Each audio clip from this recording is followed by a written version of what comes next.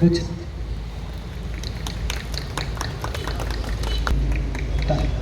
और सभासद महोदय जो हमेशा बढ़ चढ़ कर हर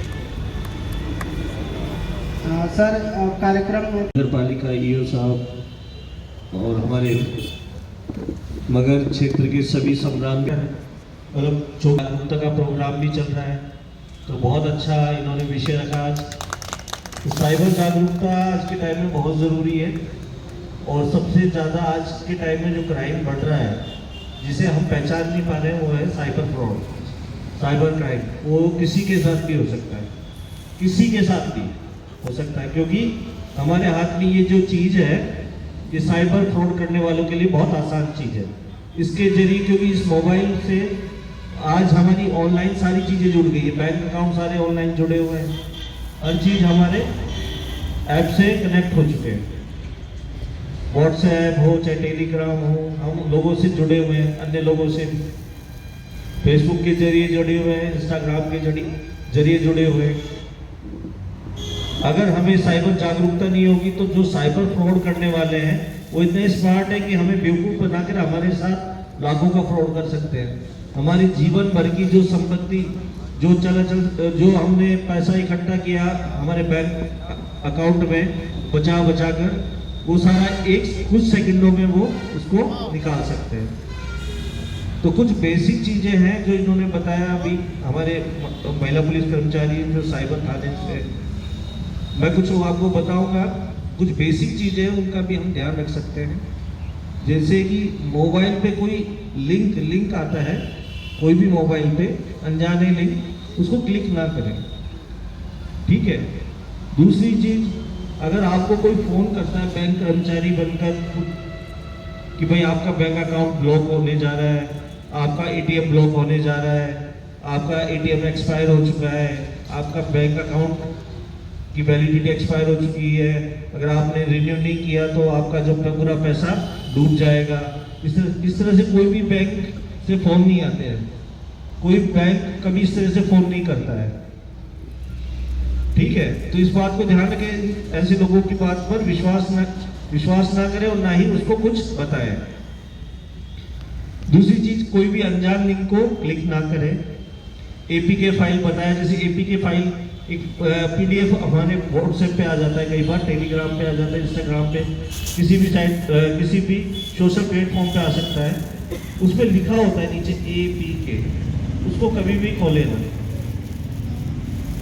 इसी तरह आपको डिजिटल अरेस्ट यानी कि मोबाइल पे कोई पुलिस कर्मचारी बनकर कोई जांच एजेंसी जैसे सीबीआई, आईबी, ईडी इस तरह का बताकर अपने आप को कि मैं यहाँ से बोल रहा हूँ और आपके साथ आपने ये क्राइम किया है, आपको हम जेल भेजेंगे, नहीं तो पैसे दे दो, तो उनकी बहकावे में नहीं आना है, तुरंत पुलिस को फ़ोन करना है।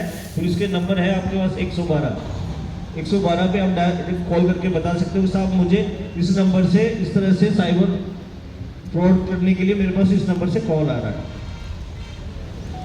उसके अलावा सरकार द्वारा एनसीआरपी पोर्टल लॉन्च किया है, उसमें एक 1930 नंबर है, 1930।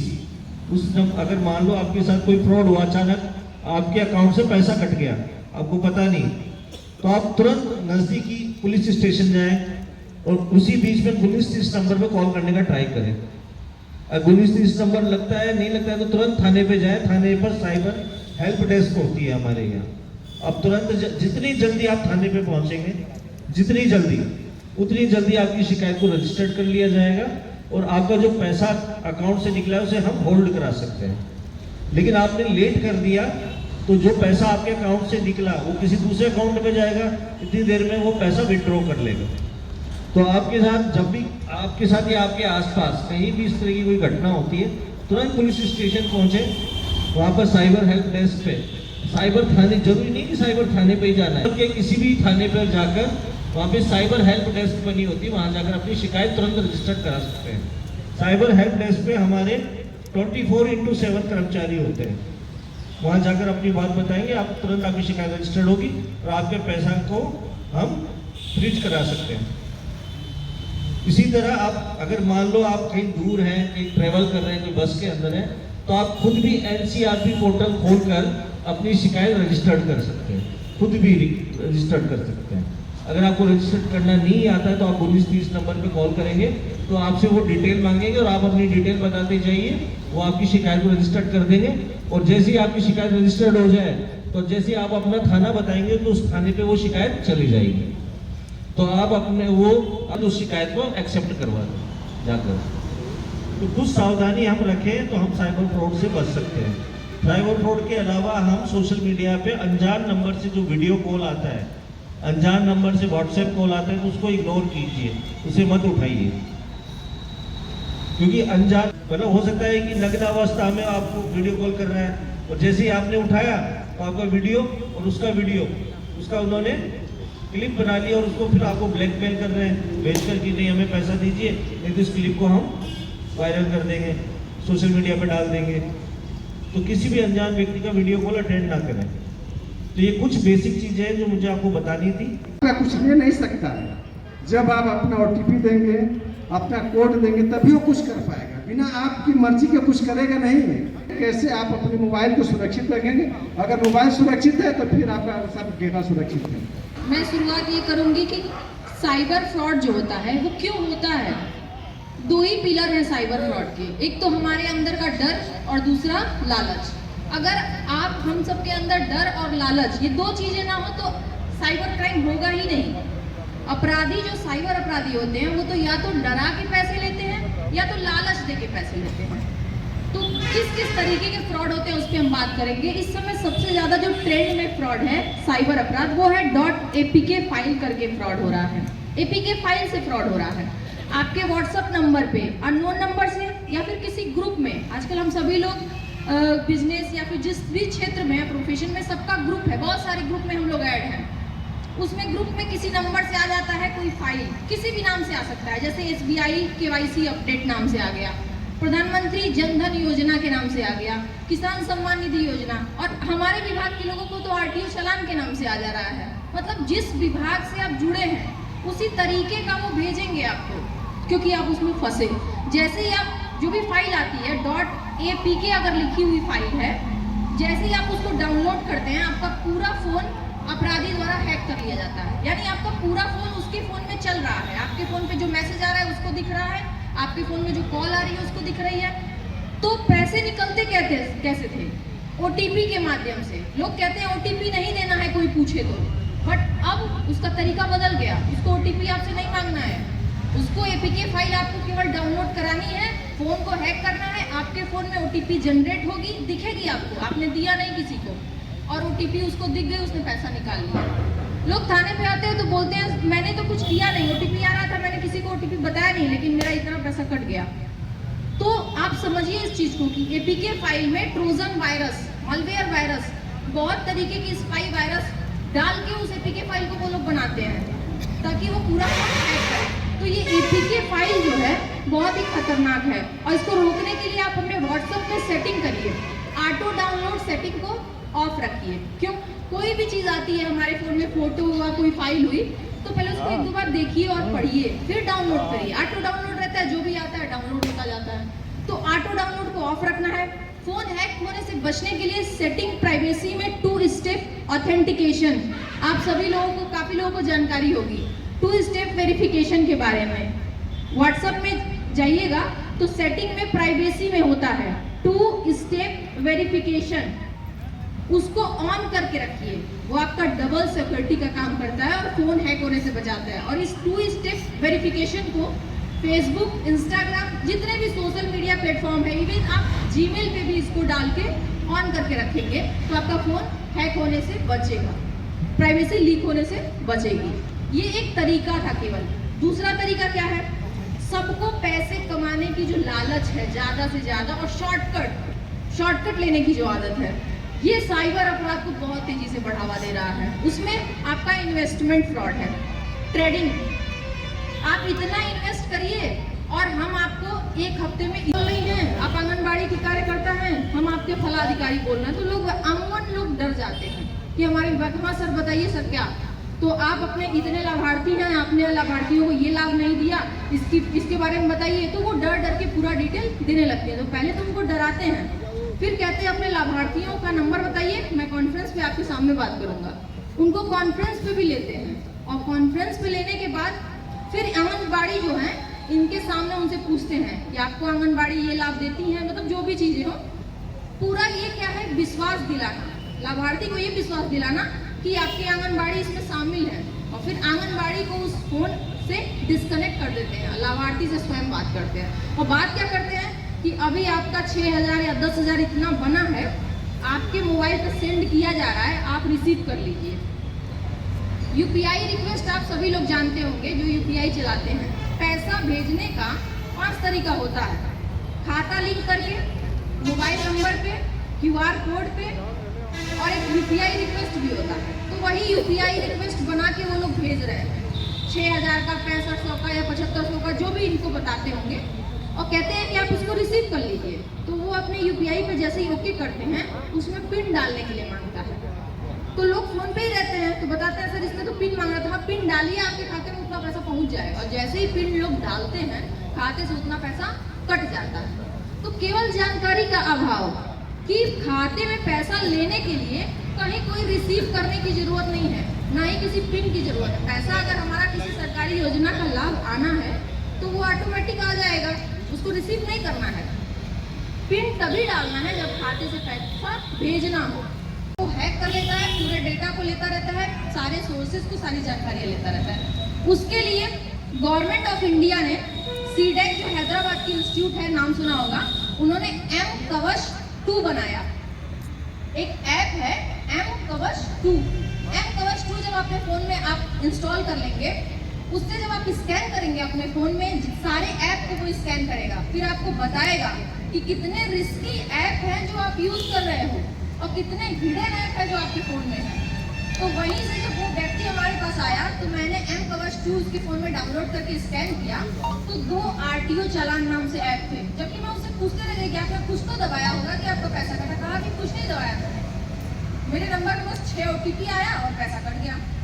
जब फोन को पूरी तरीके से मैंने उसको देखा तो पता चला कि 2 RTO चालान का ऐप आया था, फिर मैंने उसको डिलीट किया। तो एम कवच 2 इंस्टॉल कर लेंगे तो हिडन ऐप, रिस्की ऐप, बहुत से ऐप हैं जैसे हम यूज करते हैं बट वो रिस्की है, वो हमारे डेटा को चोरी कर रहे हैं धीरे धीरे। बाकी नुकसान नहीं पहुंचा रहा है लेकिन डेटा को चोरी कर रहा है। तो आप डेटा को चोरी करने से बचने के लिए ऐसे किसी भी ऐप को मत चलाइए जो आपके फोन के लिए रिस्की हो। दूसरी चीज, जब हम बाहर जाते हैं कहीं कहते हैं तो फ्रॉड के बहुत तरीके हैं और नए नए तरीके हैं। जिसका जो प्रोफेशन है, साइबर अपराधी इतने आगे हैं कि जिस प्रोफेशन से आप हैं आपको उन्हीं बातों में उलझा के आपसे फ्रॉड करेगा।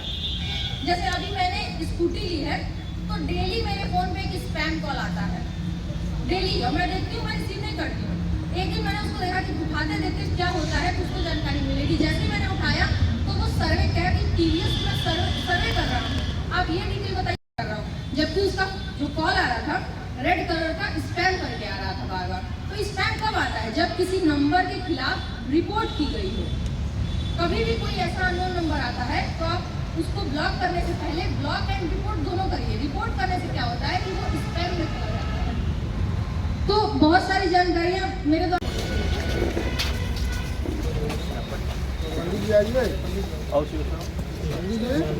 सर सर सर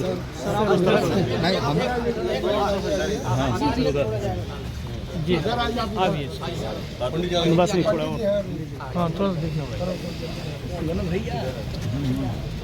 हरि ओम श्री गणेशाय नमः श्री सरस्वत्यै नमः अनुत्रियाचम्यः पुनन्तु मामदेव जनाः पुनन्तु मनसा धियः पुनन्तु विश्वाभूतानि दातवीरः पुनेहि नाम कठो जनमाने सुचिभारे तीर्थं ओम स्वस्ति न इंद्र विरद सर्वाः स्वस्ति नः पूषा विश्ववेदाः स्वस्ति न तारक्षो अरिष्टनेमिः स्वस्ति नो बृहस्पतिर्दधातुः हरिः अम्माजतो जतः समीहसे ततो नो अभयं कुरु सन्नः कुरुप्रजातो भयन्नः पशुभ्यः शिवान्तिर्भवतु सर्वारिष्टशान्तिर्भवतु स्वस्ति श्रीमन्महागणाधिपतये नमः।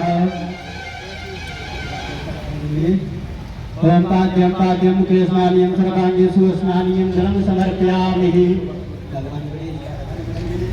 ओम लिंगेश्वराय वरदाय सुरप्रियाय गौरीसुताय गणनाथ नमो नमस्ते। ओम भूर्भुवः सिद्धिबुद्धिसहिताय श्रीमन्महागणाधिपतये नमः। प्रार्थना पूर्वमनन्तानन्तकोटि नमस्कारान् समर्पयामि।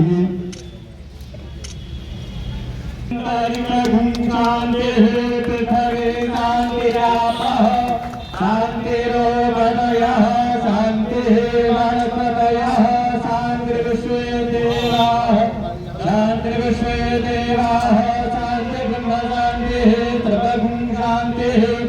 अद्धूरजिधूर्वधूर्वन्तं दोस्मान् धूर्वदितं धूर्वयं वयं धूर्वामः। देवानां शिवैकमभूषतितमं प्रपठितमं लुटतमं देवहूतमं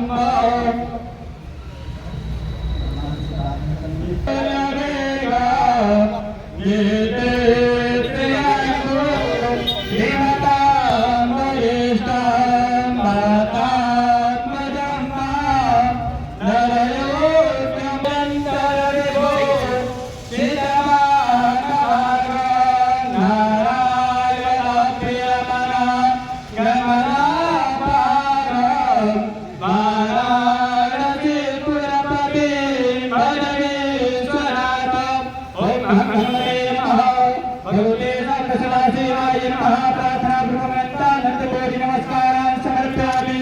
प्रेम से सिद्धिदाता गणेश महाराज की जय। गौरी मैया की जय। समय जी महारानी की जय। काशी के कुठार की जय। नमः पार्वती पतये हर हर महादेव।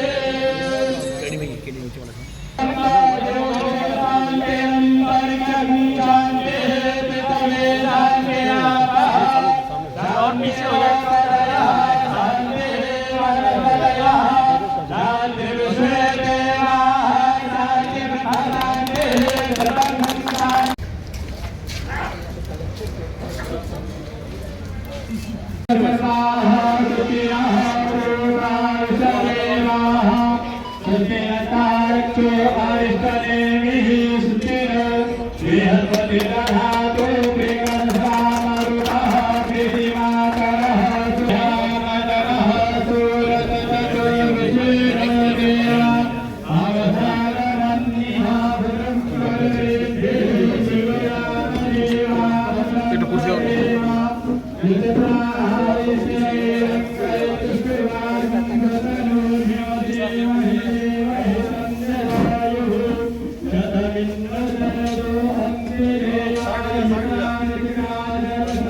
चौकी है जो काफ़ी समय से जीर्ण अवस्था में थी, जिसको हमारे यहाँ के चौकी इंचार्ज मनीष जायसवाल और यहाँ के इंस्पेक्टर साहब पंकज पांडे और यहाँ के क्षेत्राधिकारी हमारे अनिल कुमार जी, उन सभी ने मिलकर और यहाँ के जन सहयोग से, यहाँ के जनप्रतिनिधि नगर पालिका में जितने भी हमारे वार्ड मेंबर हैं और यहाँ के जनप्रतिनिधि हैं, उनके सहयोग से इस चौकी का जीर्णोद्धार हुआ। और आज आप देख रहे होंगे काफ़ी साफ़ सुथरी और अच्छी अवस्था में चौकी है। और इसके साथ एक साइबर जागरूकता प्रोग्राम भी रखा गया, ताकि एक पंथ दो काज हो जाए। इस प्रोग्राम को हम साइबर जागरूकता के साथ बनाएंगे।